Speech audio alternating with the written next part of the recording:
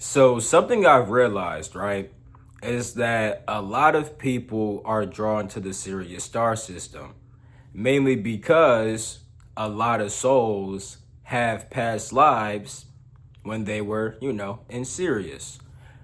But something that a lot of people aren't aware of is that there was these timeline wars happening between mainly Sirius and Orion. And it was actually a big part of, the wars inside of our galaxy. So today I would like to talk about that. Now, real quick, if you don't know me, yo, what's good? It's your boy Dot from Dot Me Now Coaching and Entertainment. For coaching, my links are down below. I actually offer spiritual readings where I can help you guys find out your starseed heritage. That is on my website down below. Like I said, if you book the Galactic Akashic reading, I can help you guys find out your starseed heritage. I also have several videos on my Patreon which break down different periods of galactic history and what was going on there. I also have an astral projection course down below, which if you learn how to astral project, you can actually just find out this information for yourself the same way that I did. Now, with all that being said, right, let's get into the Sirian timeline wars. So, like I said, these were wars that were mainly between Orion and Sirius. This was because after you see, there's two parts to the Orion Wars. You have when there's a whole bunch of beings fighting in Orion, but then you have when the wars start spreading outside of Orion. This is when you have conflicts with the beings in Orion and Pleiades. This is when you have beings from Orion going to Sirius, which eventually led to the full creation of the Anunnaki. And beyond the beings in Orion going to different star systems in this galaxy, they were also experimenting with going to different realms and different galaxies which were connected to the Orion star system. Now, what a lot of people don't know is that Orion is actually it's actually like a portal where multiversal energies enter into our galaxy.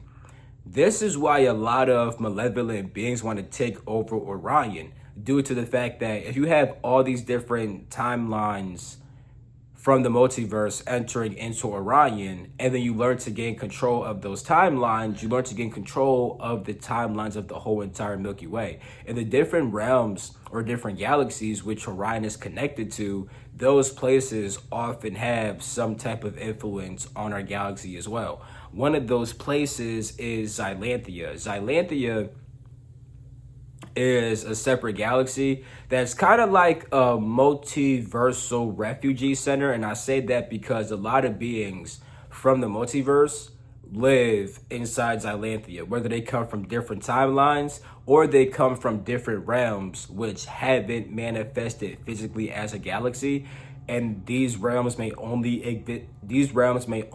exist inside the multiverse, yet somehow these beings found a way into our universe and they end up living inside Xylanthia. So when a lot of beings, either from different galaxies, want to kind of re-tap back into that multiversal vibe, they go to Xylanthia. And also, beings that live inside the multiverse, when they want to leave the multiverse, they go to Xylanthia. It's a big multiversal refugee spot, And Orion is connected to Xylanthia.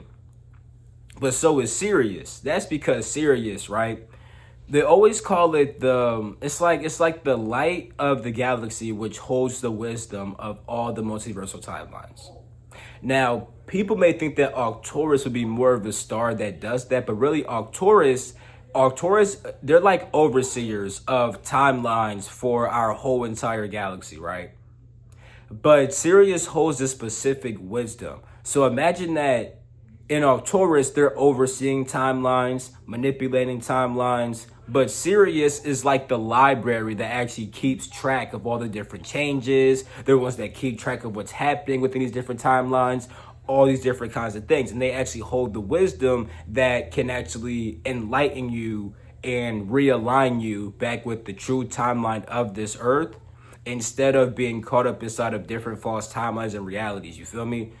So this is why Sirius and Orion are both heavily tied to the multiverse, because Sirius holds the history and Orion is the actual portal where those timelines enter in to our galaxy. And then Arcturus is the overseers of these different timelines and things of that nature. And the Sirians and Arcturians work together very closely, very heavily. But the main spot was in Sirius. Like the Arcturians, what they would do, they would like oversee timelines and they would like send different beings in Sirius to go to a certain period of time and to change the history or to just observe the history and things of that nature. And a lot of the beings that were doing this were Anunnaki, you know, because this was right after the Anunnaki got fully established, right? Because there was beings from Orion getting sent to Sirius, right? And then Sirius needed like a protector race, so the Anunnaki officially got made. I made a video about the origins of the Anunnaki. It's on my YouTube. Go watch it. But my point is the fact that the Anunnaki, right, at some point were tasked with going to different timelines. This is like after they were kind of established, because while they were starting to establish themselves, there was wars between different factions of Anunnaki, but they got that stuff together, which is when eventually the timeline wars started. Now, something that's interesting is that for me personally, right, I was already kind of living out those timeline wars, mainly because if you guys are on my Patreon, then you guys know that I talk about my galactic history a lot. And at one point in my galactic history, it's in like the second quarter of galactic history going to third quarter, right? I went to Xylanthia, and I also went to other galaxies too. And I always called this the 1,000 Years War, where I was literally just going to different galaxies and different realms to help out the beings that were there. And one place was Xylanthia, where I encountered several different planets, one of them being Oceania. Oceania is a water planet that has these beings on it, which I call the Black Water Tribe. Pretty much they're Ashkenazi beings, which come from Mogor, but they ended up going to Oceania and merging with the water there. So like all the Ashkenazi there became like water people, you know, and they look like black people. So I call them the Black Water Tribe, right? And Oceania is a very important planet because Oceania keeps track of all the timelines inside of Xylanthia, and it keeps track of all the timelines of all the water planets. So Oceania is linked to every single water planet, including the ones in Sirius. Now, with that being said, while doing stuff with Oceania, I was going to different time periods, and I even encountered like some future events, because the Sirian timeline wars, that's like third quarter, you feel me? But I was experiencing it back when I was in technically second quarter, but I was time traveling to third quarter, interacting with beings that I would later interact with when I actually am literally in third quarter history. So that might be a bit confusing, but long story short, I was kind of already time traveling before the wars literally started. So I was kind of experiencing the wars before they even started. Then when they fully did start, by the time they actually did start, and like I wasn't like just time traveling to the future, at this point I'm on Sirius as an Anunnaki being, and I got a crew of people, and we get tasked with going to different timelines and, you know, taking track of the history and rewriting certain timelines and making sure that certain things don't happen and all of that, you know? And then while I was doing that as an Anunnaki, I was actually re-encountering places that I went to from my times in Xylanthia, specifically when I was in Oceania, you know?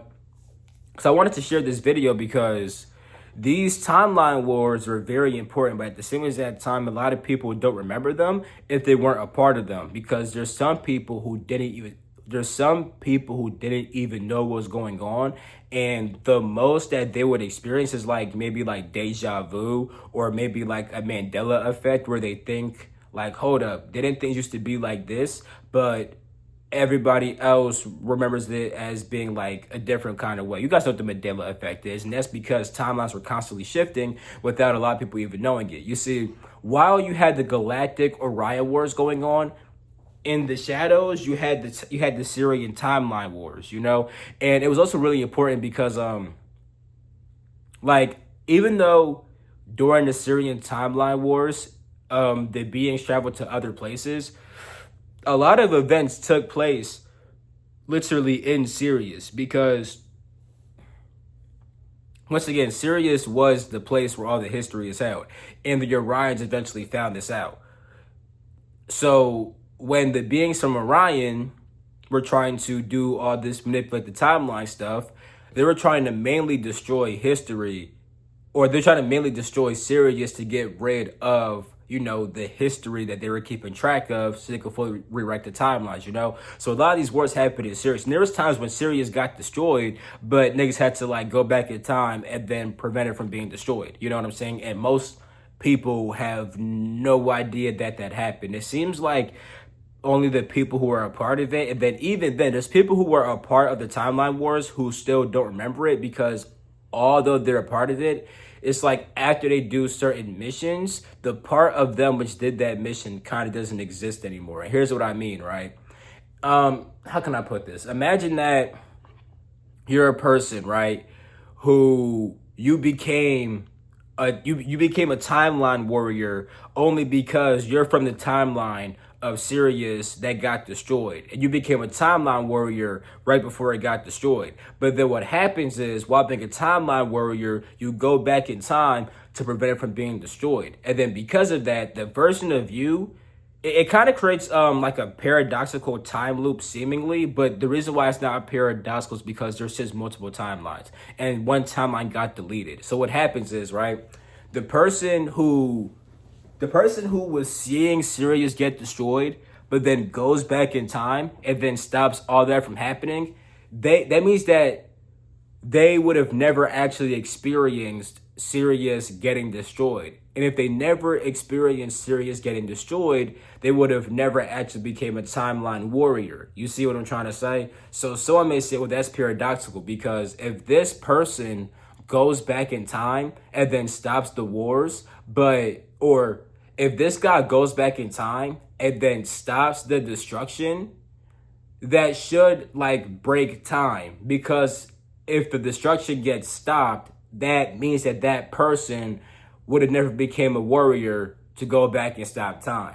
It seems like this weird time loop. The reason why it's not a time loop, though, is because the way that the multiverse works is that there's just multiple timelines. So what happened is, the timeline where Sirius was about to get destroyed, that timeline just dies off. You know what I'm saying? And also the people in that timeline seemingly don't exist. And I said the new timeline where the destruction never happened. And then that person who fought in the wars to make sure that shit never happened, that version of them kind of just dies off, and they kind of just, it's like their consciousness returns to the new version of them that never experienced any of the destruction that was happening in Sirius. So that's why some people who were involved in the wars don't even remember the wars, because they could have changed certain events that ended up deleting the part of themselves which even fought inside the war in the first place, you know?